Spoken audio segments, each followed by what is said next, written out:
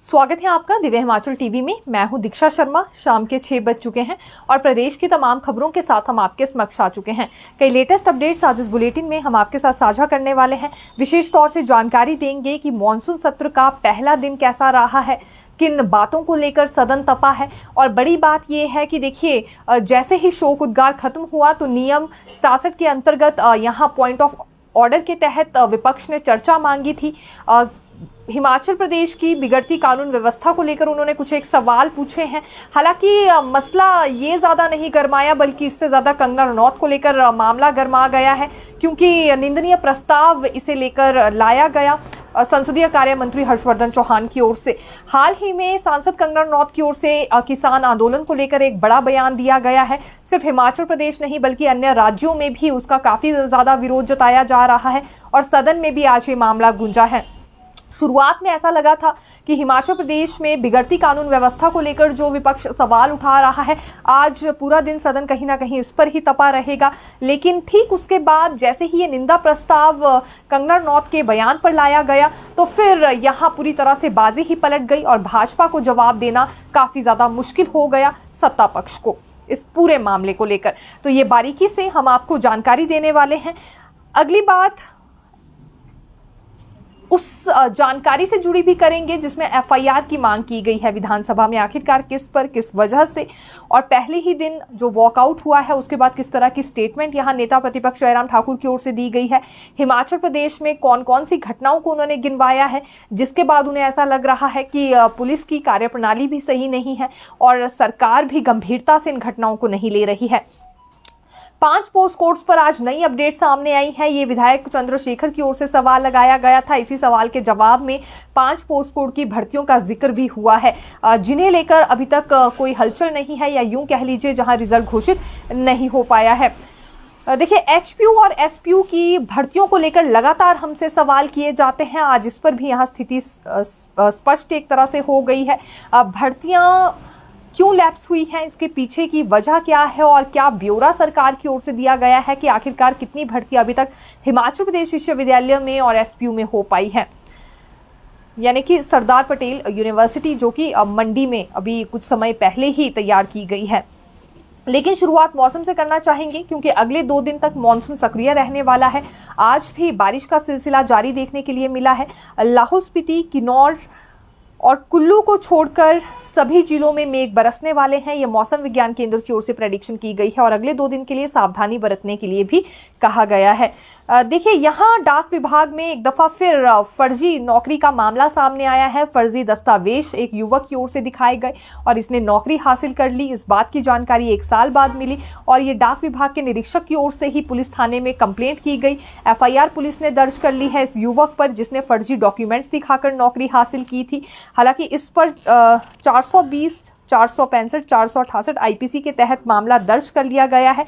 Police अब छानबीन करेगी कि आखिरकार फर्जी डॉक्यूमेंट्स इस युवक ने कैसे बनवाए और इसके अलावा कहीं बाकी लोग भी तो इस गिरोह से कहीं जुड़े हुए नहीं हैं, यानी कि फर्जी डॉक्यूमेंट्स बनाने का धंधा करते हैं, उन्हें बेचते हैं ताकि कमाई वो अपनी कर सके और दूसरे युवक ऐसे फर्जी डॉक्यूमेंट्स खरीद भी लेते हैं नौकरी हासिल करने के लिए। ये 27 जनवरी 2023 को डाक विभाग में डाक सेवकों के पदों पर भर्ती करवाई गई थी, जिसके बाद ये बड़ी जानकारी निकलकर सामने आई है और बालूगंज थाना में कंप्लेंट की गई है डाक विभाग के निरीक्षक की ओर से। आईजीएमसी में फिर एक दफा स्थिति खराब हो गई है। जब डॉक्टर स्ट्राइक पर जाते हैं तब भी मरीजों को ही समस्याओं का सामना करना पड़ता है और जब बाकी वर्ग यहां स्ट्राइक पर जाते हैं तो भी मरीजों को ही परेशानियां देखनी पड़ती है। ये दरअसल अब रोग कल्याण समिति के कर्मचारी हैं जिनकी ओर से स्ट्राइक को अंजाम दिया जा रहा है। ये पेन डाउन स्ट्राइक पर हैं और दोपहर 2 बजे तक स्ट्राइक पर रह रहे हैं। 2 सितंबर तक ये अपनी पेन डाउन स्ट्राइक जारी रखने वाले हैं। 6 घंटे की रोजाना इनकी स्ट्राइक रहेगी। इनका कहना है कि एक तो रेगुलर इन्हें कर दिया जाए या फिर इनकी सैलरी में बढ़ोतरी होनी चाहिए। पिछले काफी वर्षों से आश्वासन ही इन्हें दिया जा रहा है, लेकिन अब अगर रोग कल्याण समिति के सदस्यों को नियमित नहीं किया जाता है, इन कर्मचारियों का पे स्केल नहीं बढ़ाया जाता है, तो ऐसे में ये अपनी स्ट्राइक वापस नहीं लेंगे, बल्कि 2 सितंबर के बाद ये पूरे दिन के लिए हड़ताल पर जाने वाले हैं, ये चेतावनी इनकी ओर से दी गई है। तो इस वजह से आईजीएमसी अस्पताल में पर्चियां नहीं कटी। अब लाजमी सी बात है, जब पर्ची नहीं कटेगी तो मरीज आगे अपना उपचार करवाने कैसे जा पाएगा। आज दिन भर ऐसी ही हालत यहां पर बनी रही है। रोजाना 3500 से अधिक पर्चियां वहां पर बनती है, लेकिन मरीजों को रुकना पड़ा दोपहर 2 बजे तक। हालांकि आपातकालीन स्थिति में कोई मरीज आ रहा था तो उसकी पर्चियां जरूर रोग कल्याण समिति के कर्मचारियों की ओर से बनाई जा रही थी। अब दूसरी बात करना चाहेंगे आयुष्मान योजना को लेकर, क्योंकि ये भी एक बड़ी जानकारी सामने आई है। हिमकेयर और आयुष्मान पर भी अब एक तरह से खतरा क्योंकि मंडरा रहा है। सरकार की ओर से पूरी पेमेंट इन योजनाओं के तहत नहीं की गई है, जिस वजह से जन औषधि केंद्र में निःशुल्क दवाइयां मिलना ही बंद हो गया है। ना तो ओपीडी तक मरीज जा पा रहे हैं, ना उनकी सर्जरी हो पा रही है, ना बाकी ट्रीटमेंट्स हो रहे हैं इस योजना के तहत, और अब निःशुल्क दवाइयां मिलना भी बंद हो गया है। ये है अस्पताल के हालात। आईजीएमसी हिमाचल प्रदेश का सबसे बड़ा अस्पताल है और देखिए लगातार इसमें इस तरह की स्थिति आ रही है कि मरीजों को भारी परेशानी हो रही है। पहले डॉक्टर स्ट्राइक पर रहे, मरीजों का ट्रीटमेंट करने के लिए डॉक्टर्स वहां पर मौजूद नहीं थे। अब जाकर डॉक्टर्स ने अपनी हड़ताल वापस ली तो पर्ची काटने वाले कर्मचारी नाराज हो गए हैं सरकार से। इन्होंने अपनी पेन डाउन स्ट्राइक शुरू कर दी है और दूसरी ओर निःशुल्क दवाइयां नहीं मिल पा रही हैं और कारण बड़ा ये है कि हिमकेयर योजना के तहत भी यहां पर पूरी पेमेंट सरकार की ओर से नहीं की गई है। तो इस बीच मरीज कहां जाए? बड़े बड़े अस्पताल बना दिए गए हैं, स्वास्थ्य सुविधाओं को लेकर बड़े बड़े दावे किए जाते हैं, लेकिन हालात कुछ ऐसे हैं और मरीजों को परेशान होना पड़ रहा है। ये एक बड़ी वजह रहती है कि प्राइवेट अस्पताल का रुख मरीजों को करना पड़ता है ना चाहते हुए भी, और वो लोग जो अफोर्ड नहीं कर सकते उन्हें इंतजार करना पड़ता है, अपनी बीमारी को उन्हें झेलना पड़ता है। पहले एक वर्ग हड़ताल पर होता है, फिर दूसरा वर्ग हड़ताल पर होता है। अगर ये हड़ताल का ही सिलसिला जारी रहेगा तो आखिरकार मरीज कहां जाएंगे? और सरकार इसे गंभीरता से लेती हुई फिलहाल नजर नहीं आ रही है। देखिए, बॉलीवुड एक्ट्रेस कंगना रनौत और अब हिमाचल प्रदेश की सांसद भी हैं। फिलहाल इनकी ओर से एक मूवी बनाई गई है इमरजेंसी, लेकिन इसे पंजाब में ना रिलीज किया जाए, इसे लेकर चेतावनी दे दी गई है सिख समुदाय की ओर से। इतना ही नहीं, सिख समुदाय के लोगों ने बठिंडा में थिएटर के बाहर बड़ा प्रदर्शन किया है, कंगना रनौत का पुतला भी जलाया है और साथ ही साथ ये चेतावनी दी है कि पंजाब में हरगिज इनकी ये मूवी रिलीज नहीं होनी चाहिए। अगर ऐसा होता है तो आने वाले समय में इनका रौद्र रूप देखने के लिए मिलेगा। सिख समुदाय इसलिए नाराज है क्योंकि इनकी छवि को गलत तरीके से पेश करने की कोशिश इस मूवी में हुई है। ये दावा यहां सिख समुदाय की ओर से हो रहा है। बात यहां तक पहुंच गई है कि एडवोकेट ईमान सिंह खारा ने पिटीशन तक दायर की है। ये वही एडवोकेट है जो कि एक खालिस्तानी समर्थक के भी वकील बताए जा रहे हैं। तो अभी देखिए स्थिति कहां तक पहुंच गई है। बठिंडा में भी आज बड़ा प्रदर्शन हुआ है। फिलहाल अब पंजाब में मूवी रिलीज हो पाती है या नहीं देखना होगा, क्योंकि इससे पहले इसी मूवी को लेकर विकी थॉमस मसीह की तरफ से सर कलम करने की धमकी भी कंगना रनौत को आ चुकी है। और सिर्फ बात पंजाब की नहीं है, बल्कि पंचकुला में भी आम आदमी पार्टी की ओर से कंगना के खिलाफ प्रदर्शन किया गया है। हालांकि उनका विरोध था उस बयान को लेकर जो किसान आंदोलन के लिए यहां पर कंगना की ओर से किया गया है।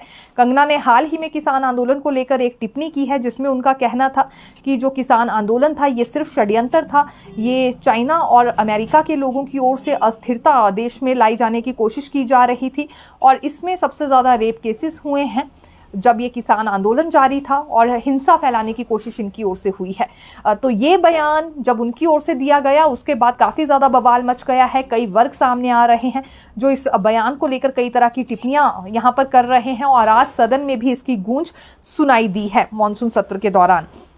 लेकिन ये भी जानकारी बिल्कुल बारीकी से हम आपको देंगे। शुरुआत फिलहाल सुबह से करना चाहेंगे आज किस तरह की तस्वीरें निकलकर सामने आई हैं विधानसभा में, क्योंकि ये पहली मर्तबा ऐसा हुआ है जब मॉनसून सेशन 10 दिन का बुलाया गया हो। काफ़ी लंबा ये सेशन रहेगा पिछले सेशंस के मुकाबले, क्योंकि मॉनसून सत्र हर बार हफ्ते भर का या 5 या 6 दिन का बुलाया जाता था, लेकिन 10 दिन का समय इसलिए रखा गया है ताकि हर विधानसभा सदस्य को बोलने का पूरा मौका मिले, एक पर्याप्त समय उसे मिल सके।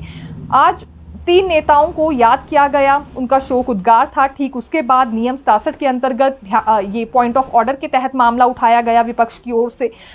इसमें इन्होंने मांग की थी चर्चा करने के लिए और अभी हिमाचल प्रदेश में कानून व्यवस्था बिगड़ रही है, ये दावा किया जा रहा है विपक्ष की ओर से और इसी पर इन्होंने चर्चा को लेकर मांग उठाई थी, लेकिन इनकार कर दिया गया चर्चा देने से विधानसभा अध्यक्ष की ओर से और उसके बाद नाराज होकर इन्होंने वॉकआउट भी किया।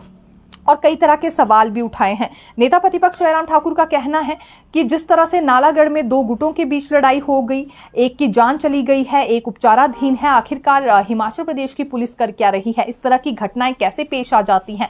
दूसरी बात इन्होंने कही कि बिलासपुर में पंजाब के गुंडे आते हैं, गोलीबारी को अंजाम देते हैं, लेकिन इन्हें रोकने वाला कोई नहीं है। तीसरा उदाहरण पालमपुर वाली घटना को लेकर इन्होंने दिया, जहां युवक ने दराट से एक युवती पर हमला कर दिया था। तो आखिरकार कानून व्यवस्था क्यों बिगड़ रही है, इस व्यवस्था को सुधारने के लिए सरकार क्या कर रही है, इस मुद्दे को गंभीरता से क्यों नहीं लिया जा रहा है। और ये भी दावा नेता प्रतिपक्ष ने किया कि ये व्यवस्था इसलिए बिगड़ रही है क्योंकि गंभीरता से सरकार लेना ही नहीं चाहती, इसीलिए पॉइंट ऑफ ऑर्डर के तहत जो चर्चा की मांग इन्होंने उठाई थी उसे भी अनदेखा किया गया है। लेकिन इस पर देखिए फिलहाल मुख्यमंत्री सुक्खू की ओर से जवाब दिया गया है और उनका ये कहना था, मीडिया से बातचीत करते हुए भी मुख्यमंत्री का ये कहना था कि समेश में इतना बड़ा हादसा पेश आया है, प्राकृतिक आपदा आई, 36 लोग बह गए, इस पर तो चर्चा की इन्होंने कोई मांग नहीं उठाई। और ऐसे मामले को लेकर ये चर्चा करना चाहते हैं जिसमें दोनों ही गुट नशे के व्यापारियों से जुड़े हुए थे, यानी कि ये नशे के व्यापारी थे और लेन देन को लेकर आपस में इनकी बहस हो गई थी, जिसके बाद विवाद यहाँ तक बढ़ गया कि एक की जान चली गई है। पूरे मामले में कार्रवाई हो चुकी है, लेकिन फिर भी विपक्ष चाहता है कि ऐसे मुद्दे पर बात हो जो कि नशे के कारोबार से जुड़ा हुआ है। ये बिल्कुल भी उचित नहीं है। जो जनहित से जुड़े मुद्दे होंगे उन्हीं पर चर्चा होगी, इसीलिए यहाँ विपक्ष को इनकार किया गया कि इस पर चर्चा नहीं हो सकती है। ये मुख्यमंत्री की ओर से जवाब दिया गया है। देखिए, जब विपक्ष की ओर से वॉकआउट किया गया सदन से, ठीक उसके बाद संसदीय कार्य मंत्री हर्षवर्धन चौहान की ओर से निंदा प्रस्ताव लाया गया। ये सांसद कंगना रनौत को लेकर वो निंदा प्रस्ताव लाए। उनका कहना था कि जो कंगना ने टिप्पणी की है किसान आंदोलन को लेकर वो निंदनीय है, इसीलिए इस प्रस्ताव पर वोटिंग की जाए। ये भी एक बड़ी बात यहाँ हर्षवर्धन चौहान की ओर से कही गई है सदन में कि ये जो अमेरिका पर, चाइना पर सवाल उठाए जा रहे हैं, तो क्या देश की विदेश नीति इतनी ज़्यादा कमज़ोर है कि बाहरी देश इतने ज़्यादा हावी यहाँ पर हो रहे हैं, या किसान आंदोलन के माध्यम से हिंसा भड़काने की कोशिश हो रही है। जो कंगना रनौत है हमेशा ही कंट्रोवर्सी में रहने के लिए इस तरह की टिप्पणियां करती हैं, और ये कहना कि रेप हो रहे थे किसान आंदोलन के दौरान या हिंसा भड़काई जा रही थी, इससे कोई भी सहमत नहीं है। उन्हें अपनी बयानबाजी पर थोड़ा सा सोच विचार करना चाहिए, कुछ भी कहने से पहले सोच लेना चाहिए। अब वो एक उच्च पद पर है और पद की गरिमा का ध्यान भी उन्हें रखना चाहिए, ये हर्षवर्धन चौहान की ओर से कहा गया था। हालांकि इसके बाद विधानसभा अध्यक्ष कुलदीप सिंह पठानिया का ये कहना था कि इस पूरे मामले पर भाजपा खुद भी कंगना रनौत के बयान से पल्ला झाड़ चुकी है, तो वोटिंग की इसमें आवश्यकता नहीं है। दूसरी ओर नेता प्रतिपक्ष जयराम का कहना था कि पहले ही पार्टी क्लियर कर चुकी है कि ये पार्टी का मत नहीं है जो कंगना की ओर से टिप्पणी की गई है, और उन्हें निर्देश भी दिए गए हैं कि आने वाले समय में वो इस तरह की स्टेटमेंट ना दे, क्योंकि सबका साथ सबका विकास भाजपा चाहती है और किसान भी इसी देश का हिस्सा हैं। उनके हितों का ध्यान भी बिल्कुल यहाँ केंद्र सरकार की ओर से रखा जाता है। तीसरी बात यहाँ मंत्री विक्रमादित्य सिंह ने कही है, जिनका ये कहना था कि ये बयान ही दुर्भाग्यपूर्ण है और हास्यास्पद है। कम से कम अपनी पद की गरिमा का ध्यान यहाँ कंगना रनौत को रखना चाहिए। जब सांसद बन ही गई है तो सांसद पद का मान सम्मान उन्हें करना आना चाहिए। अब देखिए, इस बीच एक और वाक्य सामने आया है। महिला कांग्रेस ने अपनी ही सरकार की कार्यप्रणाली पर सवाल उठा दिए हैं। आज इनकी ओर से भी प्रदर्शन किया गया और इस बीच पुलिस के साथ भी इनकी झड़प हुई है। ये दरअसल चौड़ा मैदान में पहुंची थी प्रदर्शन करने के लिए, और इसमें राष्ट्रीय महिला अध्यक्ष अलका लांबा भी आई हुई थी। उनके नेतृत्व में ही ये प्रदर्शन हुआ है। हालांकि जो मुद्दा था प्रदर्शन का वो भाजपा विधायक हंसराज थे। हाल ही में एक युवती की ओर से पहले हंसराज पर यह आरोप लगाए गए थे कि हंसराज ने कुछ अश्लील हरकतें की हैं, कुछ अश्लील मैसेजेस भी इस युवती को भेजे थे। बाद में युवती अपनी बात से मुकर गई थी। उसका कहना था वो बहक गई थी, उसे मिसअंडरस्टैंडिंग हो गई थी। वो अपना केस वापस लेती है और अपने कहे हुए शब्दों को भी वापस लेती है। और अलका लांबा के नेतृत्व में सभी महिलाएं कांग्रेस की आज चौड़ा मैदान पहुंच गई, जहां से उन्होंने मुख्य द्वार तक पहुंचने की कोशिश की। विधानसभा के मुख्य द्वार तक ये आने की कोशिश कर रही थी। इसी बीच पुलिस के साथ झड़प हो गई, धक्का मुक्की भी हुई और जबरन ये जैसे तैसे मुख्य गेट तक पहुंच भी गई। अब यहां अलका लांबा ने पुलिस की कार्यप्रणाली पर सवाल उठाए हैं और ये कहना था उनका कि ये पुलिस आखिरकार कार्रवाई इस पूरे मामले में क्यों नहीं कर रही है। हंसराज से अभी तक पूछताछ क्यों नहीं हुई, चुप्पी साधकर यहाँ पुलिस क्यों बैठी है। भले ही युवती ने मामला वापस ले लिया है, लेकिन दबाव यहाँ भाजपा के आला नेताओं ने इस बेटी पर बनाया है। और उसके बाद फिर यहाँ युवती की ओर से एक और वीडियो जारी किया गया है, जिसमें उसका कहना है कि आखिरकार कांग्रेस बेवजह इस पूरी बात को मुद्दा क्यों बना रही है। वो अपने कहे शब्द वापस ले चुकी है, उसे किसी से कोई समस्या नहीं है। हंसराज को लेकर उसे सिर्फ मिसअंडरस्टैंडिंग हुई थी और मिसअंडरस्टैंडिंग के चलते वो बातें उसने पहले कह दी थी। तो ये भी देखिए स्थिति कैसी है। आज पुलिस के साथ ही महिला कांग्रेस की झड़प हुई, पुलिस की कार्यप्रणाली पर ही इन्होंने सवाल उठा दिए। आखिरकार इस मामले में कार्रवाई क्यों नहीं हो रही है। ये बात सिर्फ डायरेक्टली यहाँ सीधे तौर पर पुलिस को नहीं कही गई है। देखिए किसी भी राज्य में जब पुलिस की कार्यप्रणाली पर सवाल उठते हैं तो सीधे तौर पर वो निशाना सरकार के लिए भी होता है। इसी वजह से ये मानकर अभी हर कोई चल रहा है कि डायरेक्टली इनडायरेक्टली इन्होंने सरकार की कार्यप्रणाली पर भी सवाल उठा दिए हैं कि आखिरकार इस मामले में कार्रवाई क्यों नहीं हुई और पुलिस ने चुप्पी क्यों साधी हुई है। तो आज ये भी एक स्थिति हमें देखने के लिए मिली है। एक प्रस्ताव लाया गया था मंत्री धनीराम शांडिल की ओर से, ये लड़कियों के विवाह की उम्र को लेकर था। 21 साल करने की तैयारी अभी क्योंकि चल रही है और इस प्रस्ताव को पारित किया जा सके, इस पर सोच विचार चल रहा है। ये विवाह प्रतिषेध प्रस्तुत किया गया है। ये दरअसल संशोधन विधेयक लाया गया है। इसमें बेटियों की उम्र 18 वर्ष से बढ़ाकर 21 वर्ष की जाएगी। विवाह के लिए 3 साल का इजाफा किया जा रहा है बेटियों की उम्र में, ताकि वो अपने करियर के लिए फोकस्ड रह सके। उन्हें समय से पहले ही विवाह के बंधन में उनके माता पिता ना बांध सके। तो अभी इसके लिए भी मंजूरी मिल जाएगी। एक तरह से ये सोच विचार पहले ही हालांकि कर लिया गया था, लेकिन जल्दी ही विधेयक को पारित भी किया जाएगा। ये भी आज संकेत बिल्कुल सदन में मिले हैं। देखिए कांग्रेस विधायक चंद्रशेखर की ओर से भी सवाल पूछा गया है और ये भर्तियों को लेकर इन्होंने सवाल किया था कि आखिरकार लोक सेवा आयोग के माध्यम से कितने पद भरे गए हैं। तो इस पर जवाब सरकार ने दिया है कि 885 पद क्लास 3 के लोक सेवा आयोग के माध्यम से भर दिए गए हैं। इसके अलावा 132 पद शेष रह रहे हैं। ये जो 132 पद अभी बचे हैं भरने के लिए 5 पोस्ट कोड से रिलेटेड है। इसमें हम आपको जानकारी दे देते हैं लोक सेवा आयोग के पास ही, क्योंकि ये 5 पोस्ट कोड्स हैं। इसमें एक तो कंपनी कमांडर के 4 पद भरे जाएंगे, जूनियर ऑफिस असिस्टेंट अकाउंट्स के 42 पद भरे जाएंगे, जूनियर ऑडिटर के 37 और आयुर्वेदिक फार्मेसी ऑफिसर के 41 तथा असिस्टेंट माइनर माइनिंग इंस्पेक्टर के 8 पद बाकी हैं। अपॉइंटमेंट अथॉरिटी को इन भर्ती परीक्षाओं की रिकमेंडेशन भी परीक्षा पूरी करने के बाद 31 दिसंबर 2024 तक भेज दी जाएगी। यानी कि ये दावा यहाँ सरकार की ओर से कर दिया गया है कि जैसे ही पूरा प्रोसेस होता है तो संबंधित विभागों को रिकमेंडेशन भी भेज दी जाएगी इस भर्ती से संबंधित, और अवधि तय हो चुकी है 31 दिसंबर 2024 तक ये रिकमेंडेशन भेज दी जाएगी। तो 5 पोस्ट कोड्स जिनके हमने नाम भी बताए हैं और कितने पद उसमें हैं, इससे जुड़ी ये बड़ी अपडेट आज निकलकर सामने आई है। इसके अलावा 885 पद लोक सेवा आयोग के माध्यम से क्लास 3 की भर्तियों के भर लिए गए हैं। ये भी जानकारी आज ही सदन में सामने आई है। हिमाचल प्रदेश विश्वविद्यालय और सरदार पटेल यूनिवर्सिटी को लेकर लगातार हमसे बार बार सवाल पूछे जाते हैं कि जो विज्ञापन जारी किए गए थे आखिरकार उनका क्या हुआ है, और ये भी सवाल पूछा गया था विधायक की ओर से। इसमें जवाब ये दिया गया है, ये दरअसल कांग्रेस विधायक चंद्रशेखर की ओर से ही सवाल पूछा गया था और जवाब इसमें ये आया है कि विज्ञापित आदेशों के अनुसार भर्ती के लिए 1 वर्ष की वैधता समाप्त हो चुकी है। नए सिरे से अब सरकार की ओर से इन भर्तियों के संबंध में आदेश जारी किए जाएंगे। पिछले 3 वर्षों में हिमाचल प्रदेश विश्वविद्यालय शिमला में विभिन्न श्रेणियों के 308 पद भरे गए हैं। ये पिछले 3 साल की जानकारी आई है, 2 साल वर्तमान सरकार के और 1 साल पूर्व जयराम सरकार का भी इसमें काउंट किया गया है। तो 3 सालों में 308 पद भरे गए हैं हिमाचल प्रदेश विश्वविद्यालय में, जबकि सरदार पटेल विश्वविद्यालय मंडी में 60 के करीब पदों पर भर्ती हुई है और एचपीयू में 30 पदों पर भर्तियां चल रही हैं, जबकि एसपीयू मंडी में 100 पदों की भर्तियां भी चल रही हैं। राज्य सरकार ने 26 दिसंबर 2022 को आदेश देते हुए इस प्रक्रिया को स्थगित कर दिया था। अब भर्ती की अवधि लैप्स हो गई है। अब सभी औपचारिकताएं पूर्ण करने के बाद भर्तियों को लेकर दोबारा विज्ञापन करने का फैसला लिया गया है।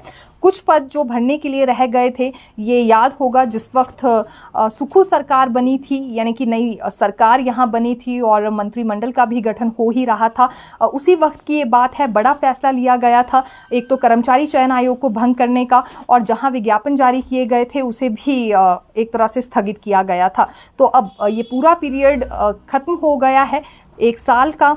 जैसे कि इनका कहना है कि 1 वर्ष की वैधता इसमें समाप्त हो गई है, इस वजह से ये भर्तियां भी लैप्स मानी जा रही हैं। अब नए सिरे से सरकार की ओर से इस पूरे मामले में आदेश जारी किए जाएंगे।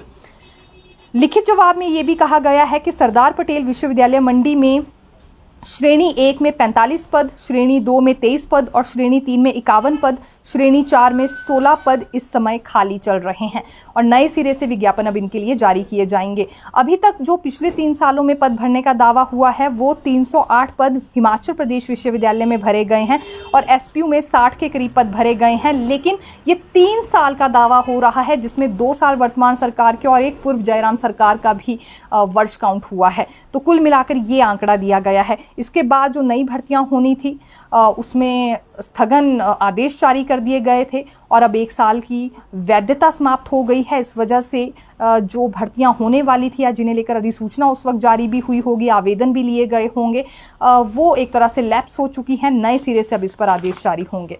तो ये अपडेट एचपीयू और एसपीयू से जुड़ी सामने आई हैं। देखिए, हाईकोर्ट में एक बड़ा फैसला सामने आया है। ये दरअसल प्रधानाचार्य से जो पदोन्नति होती है डेप्यूटी डायरेक्टर्स के पद पर, उससे जुड़ा निर्णय लिया गया है। ये कोर्ट में दरवाज़ा खटखटाया गया था लेक्चरर से प्रमोट हुए प्रधानाचार्यों की ओर से। देखिए, जब प्रधानाचार्य बनना होता है तो 2 वर्गों से ये प्रमोशन होती है। एक तो लेक्चरर से प्रधानाचार्य बनते हैं और दूसरा हेडमास्टर कोटे से भी प्रधानाचार्य बनते हैं। फिलहाल इसमें लेक्चरर से प्रमोट हुए प्रधानाचार्यों का ये कहना था कि कोटा उन्हें कम दिया जा रहा है। जो हेडमास्टर से प्रमोट हुए प्रधानाचार्य हैं उन्हें 60% कोटा मिल रहा है, जबकि लेक्चरर से पदोन्नत हुए प्रधानाचार्यों को 40% कोटा ही दिया जा रहा है।